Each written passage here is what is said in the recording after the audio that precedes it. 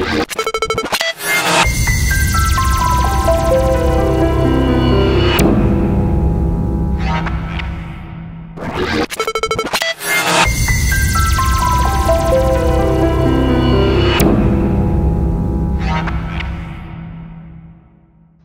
আসসালামু আলাইকুম। আমি ফিরোজ কবির আশিক, ফিরোজ ডিজাইনের পক্ষ থেকে আপনাদের সবাইকে স্বাগতম।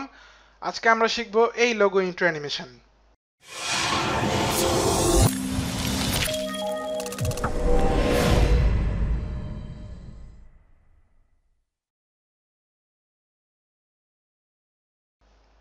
তো শুরু করার আগে আপনি যদি আমার চ্যানেলে এখনো সাবস্ক্রাইব না করে থাকেন তাহলে আমার চ্যানেলে যাবেন, গিয়ে সাবস্ক্রাইব বাটনে ক্লিক করে এই যে বেল আইকনটা আসবে সেখানে ক্লিক করে দিবেন। তারপরে send me all notification for this channel এখানে টিক দিয়ে সেভ করে নেবেন। তো চলুন কথা না বেরিয়ে সরাসরি টিউটোরিয়ালে চলে যাই। সো প্রথমে আপনার যে এলিমেন্টগুলো লাগবে সেগুলো আপনি নিয়ে আসবেন আপনার প্রজেক্টে। তারপর একটা নতুন কম্পোজিশন খুলবেন, আমি নাম দিচ্ছি টিউটোরিয়াল।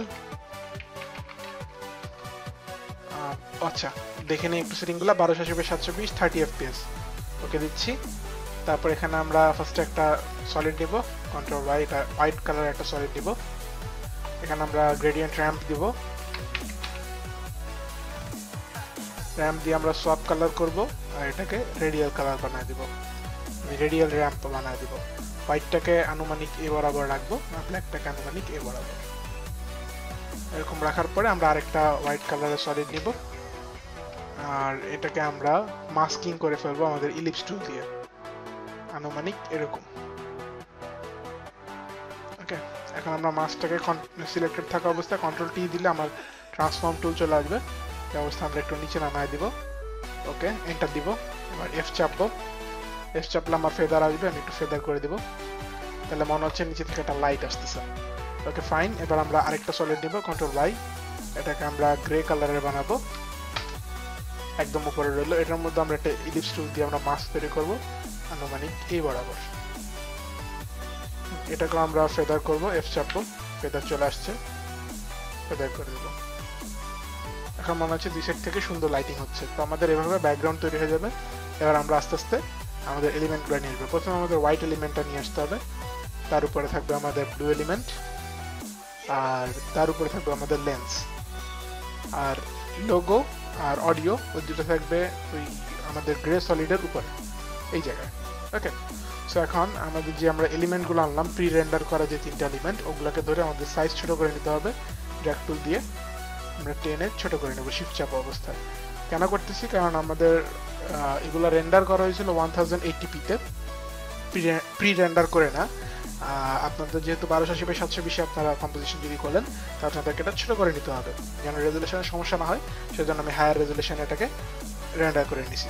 ওকে, তো এখন আমাদের যে মেইন লোগো দেখতেছি অনেক বড়, সো আমাদের এত বড় লোগো তো দরকার নেই, আমরা এটাকে ছোট করে নিব। এস চাপবো, কিন্তু আমাদের এখন দেখা যাচ্ছে না, কারণ হচ্ছে আমাদের যে লেন্সের যে লেয়ারটা এটা কালো হয়ে আছে পুরোপুরি, এটাকে আমরা স্ক্রিন করে নিব। তাহলে এখন সব দেখা যাচ্ছে। এবার আমরা লোগোটাকে ছোট করে নিব। আনুমানিক ছোট হওয়ার পরে আমরা মাঝখানে নিয়ে নিব। মাঝখানে নেওয়ার জন্য আমরা অল্ট ক্লিক করে এই বাটনে যদি ক্লিক করি আমরা একটা সেফ এরিয়া পাবো, আর এখান থেকে আমরা চাইলে অ্যাডজাস্ট করে নিতে পারবো। এবার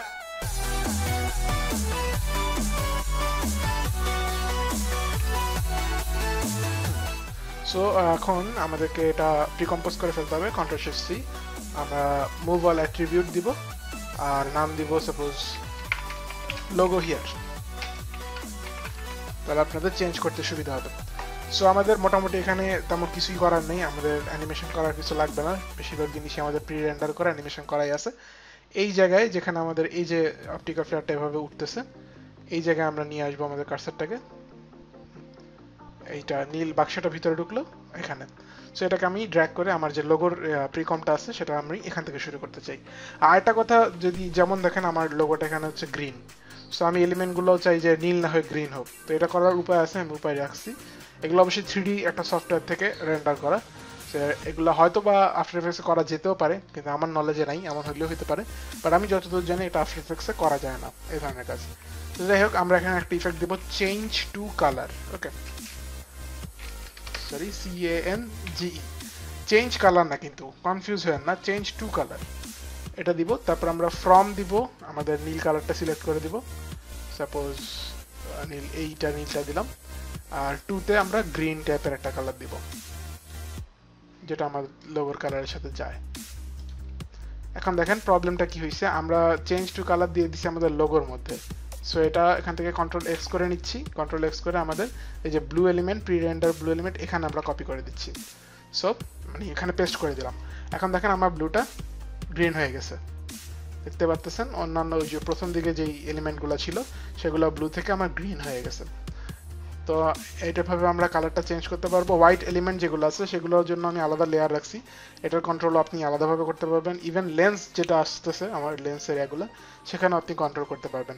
তো আমি এখানে একটু কন্ট্রোল করব, আমি একটু কার্ভে যাব, কার্ভ নিয়ে এখানে যদি ফেলি, যেহেতু আমার হোয়াইট কালার আছে সো আমার এটাকে চেঞ্জ করা লাগতেছে না। জাস্ট কার্ভে গিয়ে আমি যদি গ্রিন চ্যানেলে যাই, একটু গ্রিনিশ করে দিই, তাহলে আমার হচ্ছে, ঠিক আছে।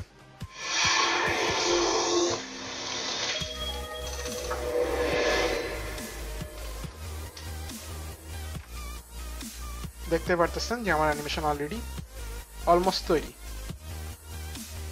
জাস্ট আমাদের একটা ছোট্ট কাজ করতে হবে, এটা শুরুতে যাব আই, এখানে শিফট অল্ট এস চাপলে স্কেলে আমার মানে কি ফ্রেম পড়ে যাবে, আর 10 ফ্রেম পরে গিয়ে আমরা আরেকটা অ্যাড কি ফ্রেম করে নেব এখান থেকে। সো আবার আগেরটাতে যাব, যে ওখানে আমরা স্কেলটা 0 করে দেব। দ্যাটস ইট, ব্যাস আমার কাজ শেষ।